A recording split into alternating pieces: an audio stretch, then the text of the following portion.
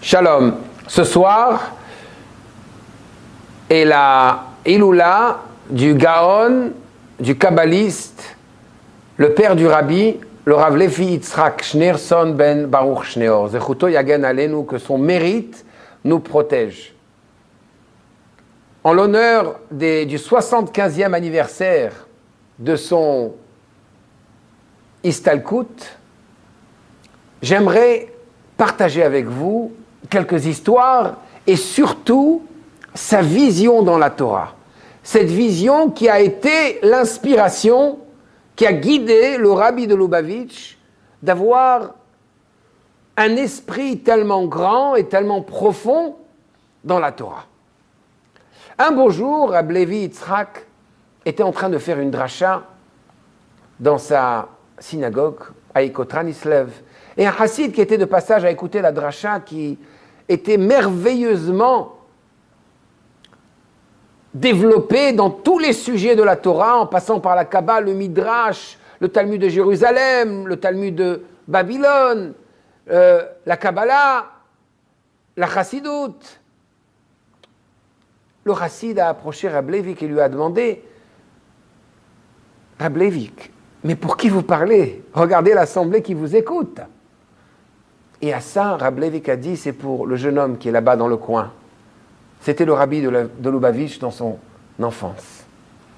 Une autre fois, il a fait une telle dracha, comme ça, une vraie tapisserie de Torah, et il demandait à son fils, le rabbi de Lubavitch, en tant que jeune homme, de citer toutes les références dont il avait discuté.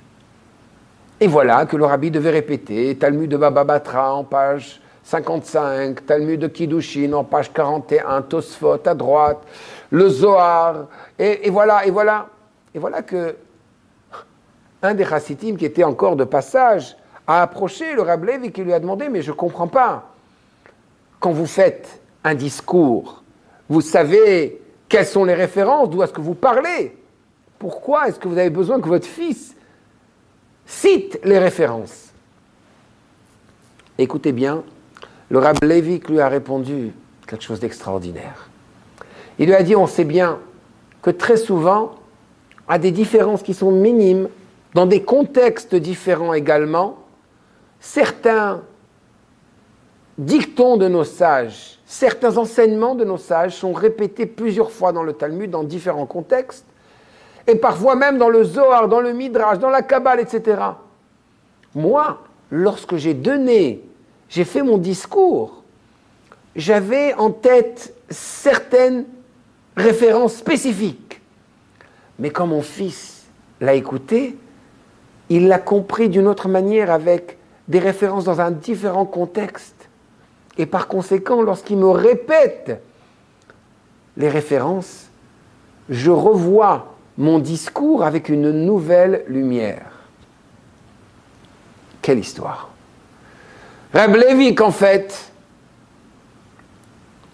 sa manière de voir la Torah, puisqu'il était kabbaliste, et sa manière d'encourager le rabbi de voir la Torah, c'est justement de trouver le commun dénominateur entre l'aspect dévoilé de la Torah, le Talmud par exemple, et l'aspect kabbaliste de la Torah. Lorsqu'on étudie la Kabbale, trouve la chose qui ressemble, qui va dans la même lignée de pensée que la Kabbale, mais trouve-le dans le Talmud. Et lorsque tu étudies le Talmud, cherche la Neshama, l'âme du Talmud, et cette même manière de penser dans la Kabbale. Alors ce soir, j'aimerais présenter de manière courte, parce qu'on n'a pas tout le temps, et aujourd'hui, malheureusement, on n'a pas toute la patience également, de manière à ce qu'on puisse goûter un peu à cette magnifique approche dans la Torah. Nous savons que le Talmud, si on pouvait décrire qu'est-ce que le Talmud c'est essentiellement deux géants, Abaye et Rava, avec un Aleph. Abaye et Rava sont mentionnés dans le Talmud 3000 fois. Ils se disputent 500 fois. Sur ces 500 fois, la halacha est toujours comme Rava, excepté dans 6 cas, où la halacha est comme Abaye. Le Rab Levik pose la question, mais pourquoi? Et le Talmud de Nida et dans Kiddushin et dans plusieurs endroits dans le Shas nous disent que la halacha est comme Abaye dans 6 cas, Yehush Shelomidat, Edim Zomemim, Lechia Omed Me'elav, Kiddushim Shelonim Seru Lebiya, Gilou Yaget, Mouma. Je ne vais pas rentrer dans tous les cas parce que ça sera trop long. Ça pourrait être 6 cas ou 9 cas, dépendamment comment on interprète cette formule qui s'appelle Yael Kagam, qui est les premières lettres de chacune de ces machlokot, de ces discussions. Le Rab Levik approche, avec son approche bien spécifique, Kiddushin shelo nimseru lebiya. Le cas d'un homme qui, en Masechet Kiddushin, Daf Nun Aleph, en page 51, le cas d'un homme qui dirait à 2 femmes, une de vous m'est consacrée et mariée avec moi. Qu'est-ce qui se passe dans un cas pareil? Bien qu'à l'époque, un homme peut se marier à 2 femmes, mais une femme ne peut pas être mariée à 2 hommes. Donc les deux, dans une situation où on ne sait pas, puisqu'il n'a pas déterminé, il n'a pas pointé du doigt une en particulier, les deux, on a un doute si elles sont mariées, donc elles ne peuvent plus se marier avec un autre homme, elles ne sont même pas mariées avec cet homme-là, puisqu'elles ne sont pas complètement mariées. Qu'est-ce qu'il doit faire dans un cas pareil? Eh bien, il doit divorcer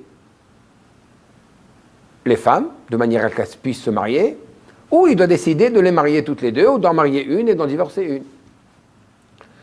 Mais le cas devient un peu plus compliqué. Que se passe-t-il dans un cas où c'est 2 sœurs? Et on sait que la Torah nous a interdit de marier 2 sœurs. Ah ça, le Talmud nous dit, eh bien ça dépend. Ce cas est un cas qui s'appelle Kiddushin, un mariage chez l'onimseru lebiya qui ne peut pas être consumé, avec des relations entre mari et femme. Donc, la question, est-ce que un mariage qui ne peut pas se traduire par l'acte du mariage, qui est la relation entre un homme et une femme, est-ce qu'on considère ça un mariage ou pas? Est-ce qu'il est nul, ou c'est vraiment considéré un mariage? D'après Rava, un mariage qu'on ne peut pas consommer, ce n'est pas un mariage. Donc réellement, même quand il a dit à 2 sœurs, une de vous est mariée à moi, puisqu'il ne pourra jamais consommer le mariage, par conséquent, le mariage n'est pas un mariage, il n'est marié à aucune d'elles, et il peut se marier à une d'elles s'il le veut, sans donner un divorce à l'autre, puisqu'il n'a jamais été marié à aucune des 2. D'après Abaye, non, ce mariage est un mariage valide, donc il est marié aux 2, en doute, mais il est quand même marié aux 2. Et dans un cas pareil, il devra tout de suite les divorcer, puisqu'il a été marié déjà à une des sœurs, en partie en tout cas. Il ne pourra jamais se marier à ses 2 sœurs, ou à une d'entre elles. Pour comprendre la différence d'opinion et la manière de voir de Abaye qui dit que c'est considéré un mariage, bien qu'il ne peut pas se traduire avec l'acte, tandis que Rava dit que parce qu'il ne peut pas se traduire avec l'acte, donc ce n'est pas un mariage. Pour comprendre ces 2 manières de voir, le Rab Levik nous amène à la Masechet de Brachot en page 48. Et là-bas, vous savez que Rava était un élève de Rav Yosef qui est devenu lui-même, Rava, l'élève de Rabba avec un He. Abaye était un orphelin, a perdu sa mère, ensuite son père est allé chez son oncle, Rabba, pour étudier chez lui. Les 2 jeunes élèves, Abaye et Rava, se trouvent chez leur maître Rabba. Et Rabba leur pose la question, les mim et vachim, qui est-ce qu'on bénit? Eh bien, ils répondent tout à fait, Rahmana, Dieu. Hechayativ Rahmana, et où est-ce qu'il est, Dieu? Et là, une réaction intéressante, différente des deux élèves. Rava pointe au toit et il dit là. Abaye sort de la maison et il pointe au ciel. Et il dit là. Lorsque Rabba voit ça, il est tout excité, tout heureux, et il dit Boutsin, Boutsin, Katfe Yedia. D'après une interprétation, concombre. Concombre. Déjà, quand tu commences à prendre forme, on sait si tu vas avoir un bon goût et tu seras bon. Je vous vois tous les deux dans votre enfance. Je pose une question pareille et chacun vous me répondez à votre manière, un pointant qui pointe au toit et l'autre qui pointe au ciel. Ah, je sais que vous allez être des Gdolé Israël, des grands, des géants. Et en effet, ils le sont devenus. Mais je vous en prie. Comment est-ce que Rabba a vu qu'ils allaient devenir des géants par cet acte, par cette manière de répondre? Pour comprendre cela, le Rab Levik nous amène à la Gemara de Rosh Hashanah en page 18. Et là-bas, on parle du décès de Rava et de Abaye. À la fin de leur vie, ils étaient les descendants de Elia Cohen, qui avait reçu une malédiction sur ses enfants. On ne va pas rentrer dans les raisons particulières. Pourquoi que toute sa génération et toute sa descendance plutôt devrait mourir à un âge jeune, même avant 20 ans. Rava a vécu jusqu'à 40 ans. Abaye a vécu jusqu'à 60 ans. Le Talmud a posé la question, mais pourquoi? Qu'est-ce qui leur a fait mériter de vivre si longtemps par rapport au reste de la descendance de Eli à Cohen? Et à ça, le Talmud répond que Rava aya osek batora. Rava était occupé, il s'occupait dans l'étude de la Torah. Et le srout de la Torah, c'est ça qui l'a protégé, qui lui a donné une vie jusqu'à 40 ans. Tandis que Abaye, son srout, c'est que non seulement il étudiait la Torah, mais il faisait gmilut hasadim, il faisait aussi du bien autour de lui. Maintenant, il faut comprendre.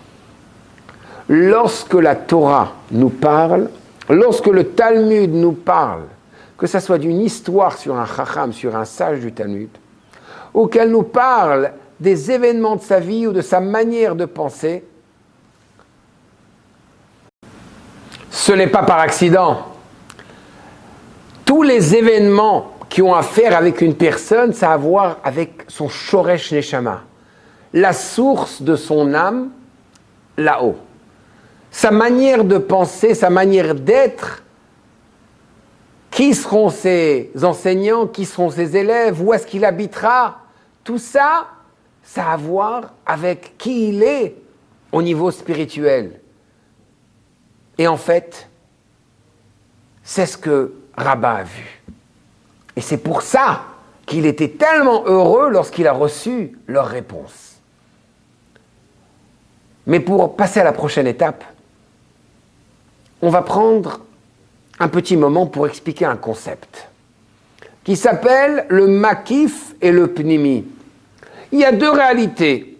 Il y a la réalité qui m'entoure, makif, et il y a la réalité qui est tangible, qui me pénètre.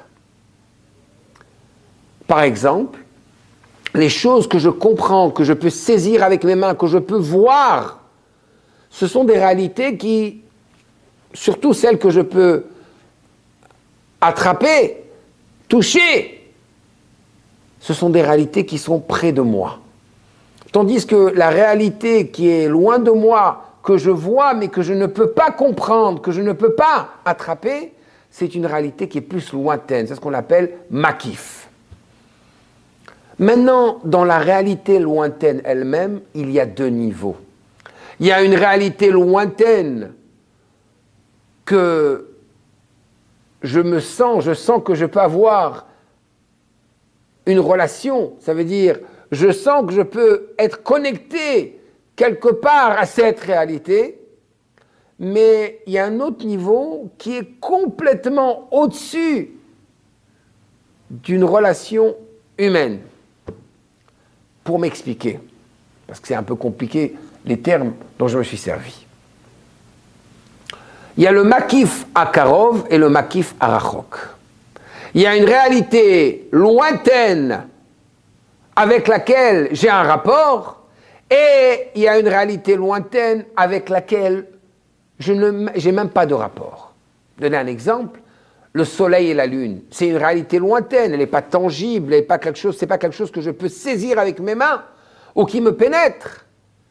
C'est une réalité lointaine, mais j'ai un rapport avec cette réalité lointaine. Je peux comprendre qu'elle est lointaine. Ensuite, il y a une réalité qui est tellement plus lointaine que je ne peux même pas avoir de rapport avec. Je n'ai aucun rapport, aucune connexion avec. Un deuxième exemple pour ça, c'est l'exemple du Rav qui enseigne à son élève. Parfois, le Rav va enseigner des choses et je vais comprendre. Ça va pénétrer mon esprit. C'est ce qu'on appelle le or pnimi. Ensuite, il y a des choses qui vont être au-dessus de ma tête. Je ne comprends pas, mais je sais qu'il y a quelque chose là-bas. C'est une réalité lointaine, mais je comprends que je ne comprends pas. Et ensuite, il y a les choses qui se passent dans la tête du Rav, qui a beaucoup plus de connaissances que moi et qui comprend des détails et des profondeurs auxquelles je ne rêve même pas. Je ne sais même pas qu'il y a quelque chose que je ne comprends pas. C'est au-dessus complètement de tout rapport avec moi.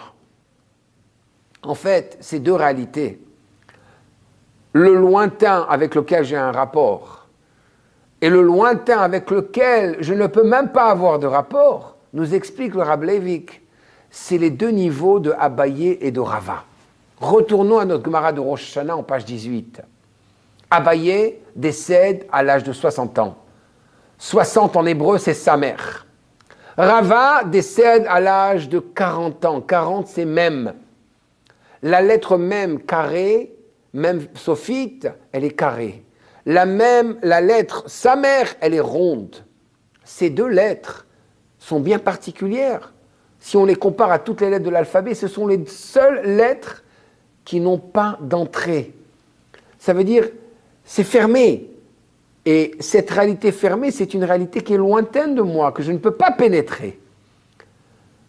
Mais laquelle des deux lettres est moins pénétrable? Le samer ou le même?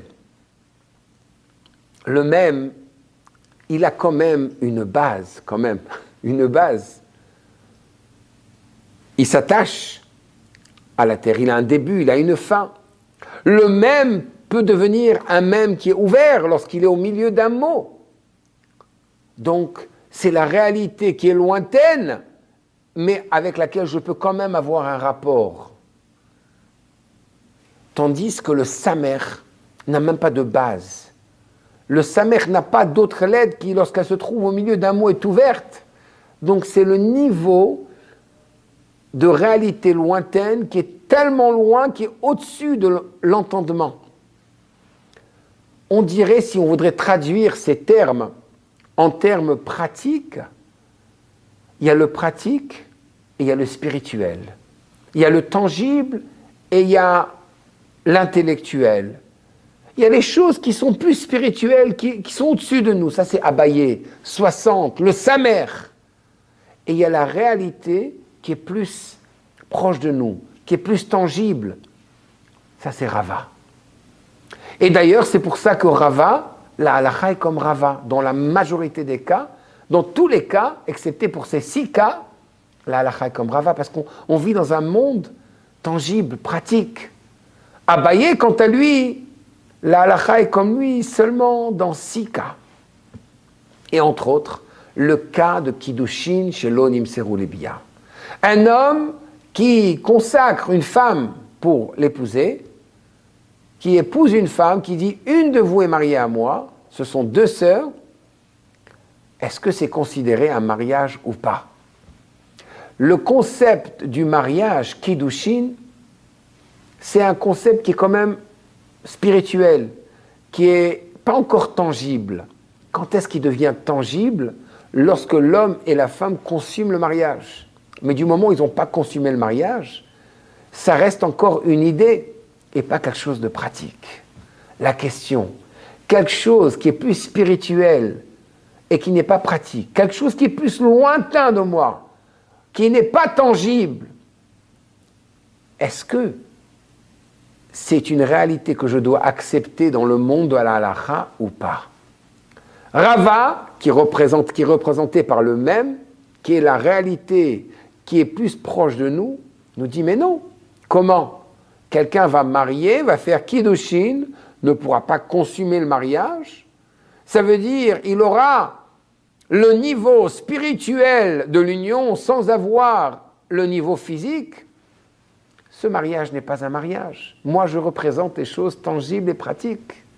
Abaye, quant à lui, qui dit que même les choses qui sont extra-spirituelles, qui font partie du domaine de l'esprit, qui font partie d'une réalité lointaine, qui est au-dessus de ma tfissat, c'est-à-dire au-dessus du tangible, ça aussi c'est une réalité. Par conséquent, il dit oui, ce mariage est un mariage.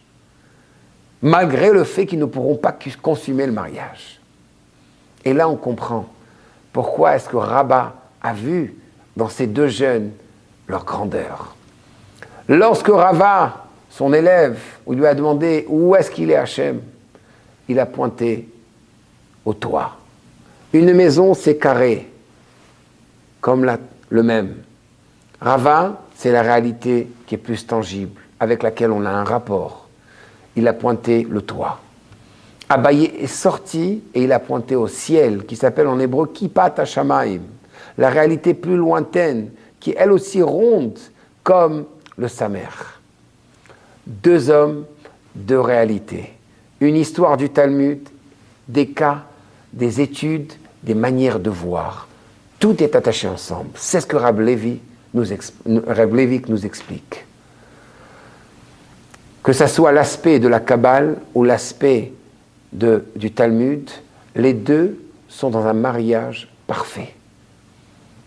Yael Kagam, le signe que nos sages nous ont donné, le code qu'ils nous ont donné pour expliquer ces discussions talmudiques, c'est Yael Kagam.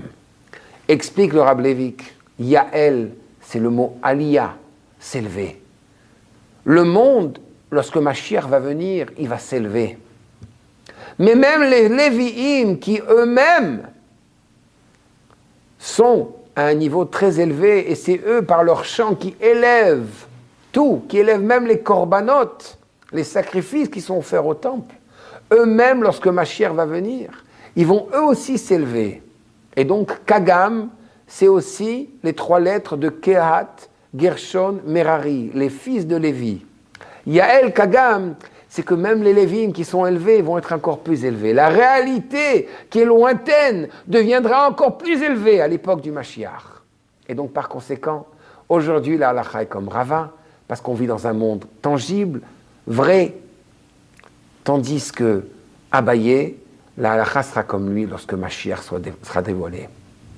La leçon pour nous, c'est que parfois, c'est vrai, on voit un autre, il n'est pas habillé comme nous, il ne parle pas comme nous, il n'a peut-être pas les mêmes connaissances, les mêmes connaissances ou la même pratique que nous. Mais au fond de lui, il y a aussi une dimension qui est au-dessus de notre entendement, au-dessus de notre compréhension. Cette dimension, elle existe et il faut la dévoiler. Merci et bonne soirée.